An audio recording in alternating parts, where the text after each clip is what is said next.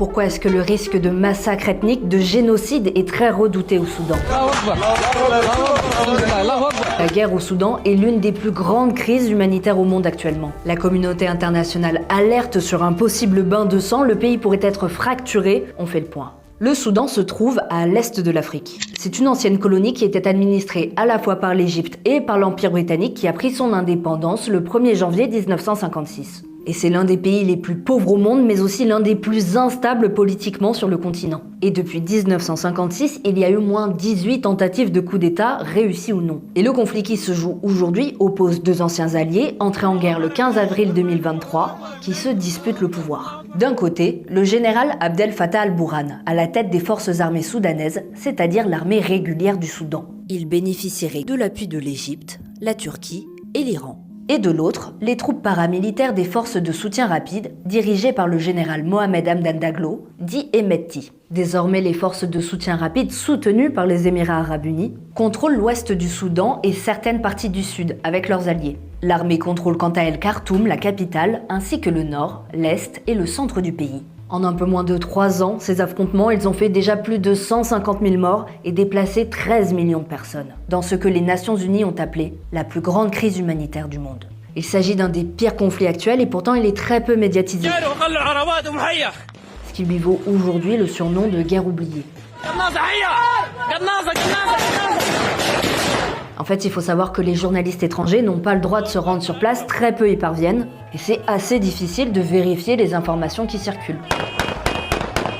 Mais alors pourquoi est-ce qu'on parle du Soudan aujourd'hui ?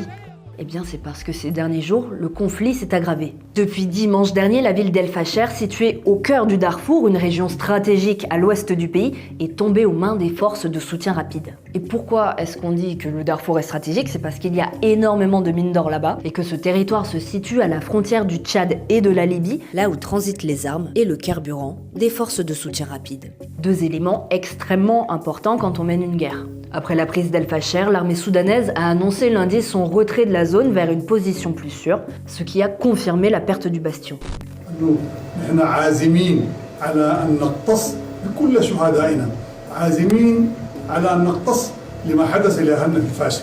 Cette prise de contrôle après 18 mois de siège piège aujourd'hui plus de 177 000 civils, dont la moitié sont des enfants, dans une zone déjà ravagée par la famine et les bombardements. Sans aide humanitaire, sans accès à l'eau et sans soins. Des milliers de personnes, plus de 33 000, ont quitté la ville depuis dimanche.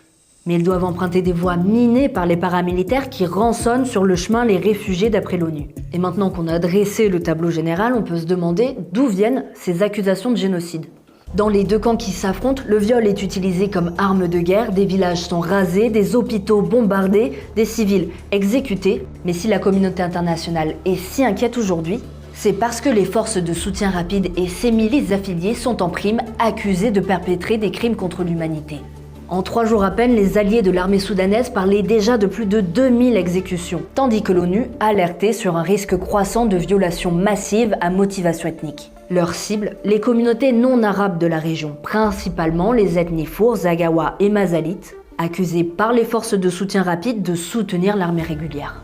Le réseau des médecins soudanais dénonçait dès le lendemain de la prise d'El Fasher des meurtres de civils non armés dans ce qui s'apparente à un nettoyage ethnique. Et il rapportait quelques jours plus tard sur X que les forces de soutien rapide auraient transformé le seul hôpital de la ville en abattoir humain. Ils auraient tué de sang-froid tous ceux qui se trouvaient à l'hôpital d'El Fasher, qu'il s'agisse de patients, d'accompagnateurs ou de toute personne présente dans les salles d'attente. Des images satellites de la ville étudiées par le laboratoire de recherche humanitaire de l'université américaine de Yale montrent des signes de déplacement forcé de population et des décolorations rougeâtres au sol qui indiquent de possibles exécutions et crimes d'épuration ethnique. Alors pour l'instant, les médias n'ont pas été en mesure de vérifier ce qui se passe réellement sur le terrain. À El Fasher, toutes les communications satellites Starlink, le seul réseau encore fonctionnel, ont été coupées, sauf pour les forces de soutien rapide. Et cette situation, elle crée ce que le syndicat des journalistes soudanais a appelé un blackout médiatique.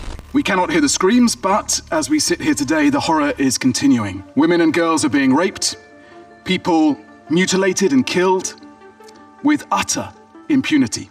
Et si les craintes autour d'un génocide sont également aussi vives, c'est parce que les troupes du général Hemedti ont déjà mené des campagnes d'épuration ethnique entre juin et novembre 2023. Selon un rapport de l'ONU, entre 10 000 et 15 000 personnes, principalement issues de la communauté noire mazalite, avaient été exécutées, considérées comme complices de l'armée régulière. Et à la vue de ces derniers développements, maintenant, quel peut être l'avenir du Soudan ? Pour l'instant, il n'y a aucune perspective d'amélioration sur la situation et les experts craignent une scission du pays. Le secrétaire général de l'ONU, Antonio Guterres, a appelé à mettre fin aux ingérences extérieures croissantes qui compromettent la possibilité d'un cessez-le-feu et d'une solution politique au conflit. D'autant plus que les deux camps sont restés sourds à tous les efforts de pourparlers menés jusqu'à présent. Pour le contexte, le Darfour a déjà été le théâtre d'un génocide perpétré par les Janjaouides, des milices arabes nomades à l'origine de la création des forces de soutien rapide en 2013. Il a fait plus de 300 000 morts, des villages entiers ont été rasés et 2,7 millions de personnes déplacées. Et tout ça, c'était il y a à peine plus de 20 ans, en 2003.